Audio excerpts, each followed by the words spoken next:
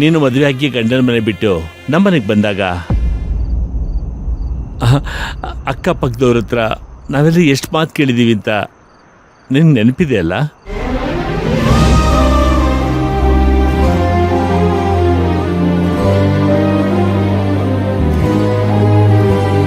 ಈಗ ವಿಕ್ರಾಂತ್ ಸಹ ಅದೇ ಪರಿಸ್ಥಿತಿಯಲ್ಲಿದ್ದಾನೆ.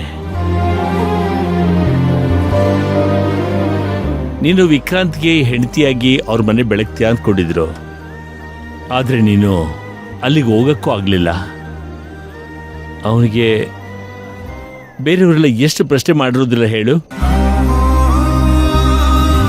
ನೀನು ಅನ್ನೋನ್ನ ಸಮಾಧಾನ ಪಡಿಸೋದಕ್ಕೆ ಒದ್ದಾಡೋ ರೀತಿಯನ್ನೇ ತೇಜುನ ಸಮಾಧಾನ ಪಡಿಸೋದಕ್ಕೆ ಅವನೆಷ್ಟು ಒದ್ದಾಡಿರೋದಿಲ್ಲ ನೋಡು. ಅವನು ಮಾಡದಿರೋ ತಪ್ಪಿಗೆ ಅವನು ಅವ್ರ ಮನೆಯವರು ಎಲ್ಲ ನೋವು ಅನುಭವಿಸ್ತಾ ಇದ್ದಾರೆ. ಇಂತಹ ಪರಿಸ್ಥಿತಿಯಲ್ಲಿ ಸಿಟ್ಟು ಸಹಜ ಅಮ್ಮ ಪಲ್ಲವಿ.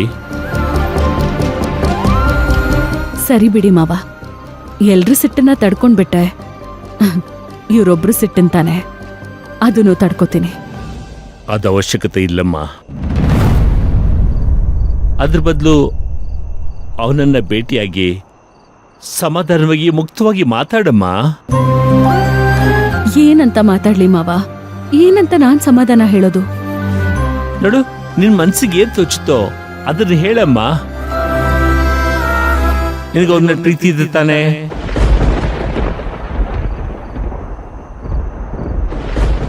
ಹೇಳಮ್ಮ, ಪ್ರೀತಿ ಇದೆ ತಾನೆ?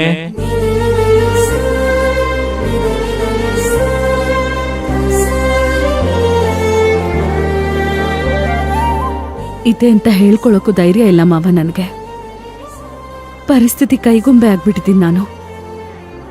ಅದನ್ನೇ ಅವನಿಗೆ ಹೇಳಿ ಅರ್ಥ ಮಾಡ್ಸಮ್ಮ. ಪರಿಸ್ಥಿತಿ ಸರಿ ಹೋಗೋವರೆಗೂ ನನ್ಗೆ ಸ್ವಲ್ಪ ಟೈಮ್ ಕೊಡು ಅಂತ ಕೇಳಮ್ಮ. ನೋಡು, ಇನ್ನೇನು ಯೋಚನೆ ಮಾಡ್ತಾ ಇದೀಯಾ? ಸಂಸಾರ ಅಂದಮೇಲೆ ವಿಕ್ರಾಂತು ಅನು ಎರಡು ನಿನ್ ಕಡೆಗಳೇ. ನೋಡು, ಯಾವುದಕ್ಕೂ ನೀನು ಮೋಸ ಮಾಡಬಾರ್ದು.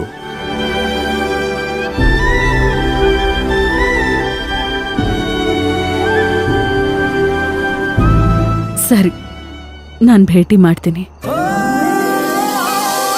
ಸರಿ, ಈಗಲೇ ಅವನಿಗೆ ಫೋನ್ ಮಾಡ್ತೀನಿ.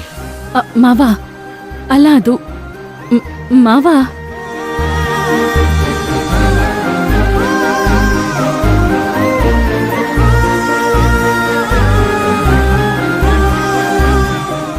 ಹಲೋ ಹಲೋ, ನಾನಪ್ಪ ಸದಾಶಿವ ಮಾತಾಡೋದು. ಹೇಗಿದ್ದೀಪ ವಿಕ್ರಾಂತ್? ನಾನು ಹೇಗಿದ್ದೀನಿ ಅಂತ ನಿಮಗೆ ಗೊತ್ತಿರ್ಬೇಕಲ್ವಾ ಸರ್? ಯಾಕಪ್ಪ ಬಾಯ್ ತುಂಬ ಮಾವ ಅಂತ ಹೇಳ್ಬಾರ್ದ? ನಿಮ್ಗೇನೋ ಕರೆಯೋದಕ್ಕೆ ಆಸೆ, ಆದರೆ ನಿಮ್ಮ ಮಗಳೇ ನಾನು ಬೇಡ ಅಂತ ಹೋಗ್ಬಿಟ್ಟಿದಾರಲ್ಲ ಸರ್. ಪಲ್ಲವಿಗೆ ಅನು ಬೇಕು ಅಂದ್ರೆ ನೀನ್ ಬೇಡ ಅಂತ ಅಲ್ಲ ಅರ್ಥ. ಅವಳ ಪರಿಸ್ಥಿತಿನ ನೀನು ಅರ್ಥ ಮಾಡ್ಕೋಬೇಕು. ನಿಮ್ಮ ಮಗಳನ್ನ ಅರ್ಥ ಮಾಡ್ಕೊಳ್ಳೋದು ತುಂಬಾನೇ ಕಷ್ಟ ಸರ್. ಅವ್ರು ಯಾವಾಗ ಯಾವ ನಿರ್ಧಾರ ತಗೋತಾರೆ ಅಂತ ಬಹುಶಃ ಆ ದೇವ್ರಿಗೂ ಗೊತ್ತಿರಲ್ಲ ಅನ್ಸುತ್ತೆ. ವಿಕ್ರಾಂತ್, ನೀನ್ ಈ ರೀತಿ ಮುಸ್ಕಿನ್ ಗುದ್ದಾಟ ಮಾಡೋದ್ ಬಿಟ್ಟು ಒಂದ್ಸರಿ ಪರಸ್ಪರ ಮೀಟ್ ಮಾಡಿ ಮಾತಾಡಿ. ಅವ್ರಿಗೆ ಇಷ್ಟ ಇಲ್ಲ ಅಂತ ಹೋದ್ಮೇಲೆ ಏನು ಅಂತ ಮಾತಾಡೋದು ಸರ್? ಇಲ್ಲಪ್ಪ, ಅವಳು ಒಪ್ಕೊಂಡಿದ್ದಾಳೆ. ನಾಳೆ ಸಂಜೆ ನಿಮ್ಮ ಮನೆಗೆ ಬರ್ತಾಳೆ. ಮುಕ್ತವಾಗಿ ಏಕಾಂತವಾಗಿ ನಿನ್ನ ಜೊತೆ ಮಾತಾಡ್ತಾಳೆ. ನನಗಿಷ್ಟ ಇಲ್ಲ ಸರ್.